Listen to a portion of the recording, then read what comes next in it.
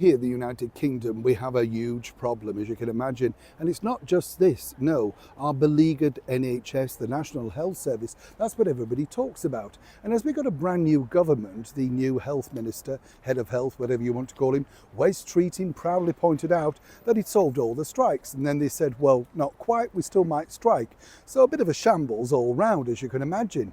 But it was this particular story that literally captivated social media and most of the mainstream media, all thanks to an MP based up in Birmingham, Yardley, Jess Phillips. Now, what's interesting about Jess Phillips is, she's desperate for fame, desperate to be noticed, written books, very wealthy, and as I've mentioned here before on this show, picked up £15,000 for an afternoon's work while she was hosting the BBC One show of I Got News for You. So she knows how to make money, but portrays herself on screen as one of the people, always plays it dressed down, very clever lady, some people might suggest, of course appealing to her core voters. But she made a huge mistake recently because she pointed out that when she went to hospital up in Birmingham, she got seen a little bit quicker than the average you and me, you and I, the average Joe, simply because she pointed out exactly that this doctor realised the way that she'd voted on a controversial topic, Gaza, Israel, all of that sort of stuff. And she was stupid enough to detail this in a conversation while she was promoting her latest tome, her book, at a theatre. And naturally that got picked up around the world. But consequently, suddenly she still managed to keep her job because Transparency Keir, that is of course the Keir Starmer, our current British Prime Minister, does nothing even if you step out of line. But what was interesting was a colleague of mine recently went into hospital for a rather serious operation. And during that particular chat, they didn't realise that this colleague, in fact, was a journalist. And let me tell you this, it may just shock you.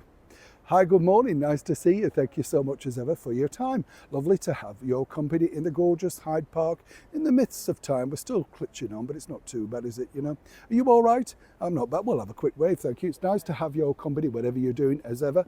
And this is an important story. Let me share this with you, in fact, because it is truly important what's happening in the world right now. As many people talk about the fact that, the NHS is a cornerstone. We clap for them every Thursday night during the pandemic and all that sort of stuff. It wasn't enough, they still went on strike.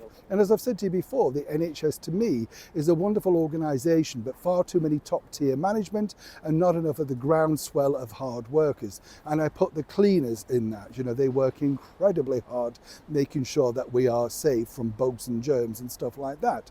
But what's interesting, as I say, Jess Phillips was very vocal about the way that she'd actually voted in this particular political climate, and it didn't go well.